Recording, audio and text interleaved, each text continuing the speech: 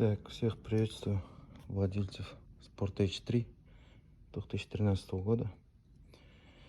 Решение проблем, стук под рулем. В интернете я видел ролик. С этого ролика я, конечно, скажу спасибо, что нашел эту причину. Но я по-другому подошел. Видите, у меня руль все на месте стоит. Там человек полностью руль снимал, там рулевую колонку полностью отпускал, чтобы снять моторчик ИУР.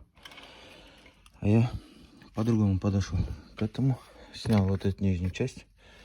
И вот снял ИУР. Сейчас вот хомуты отпущу, и все у меня на месте.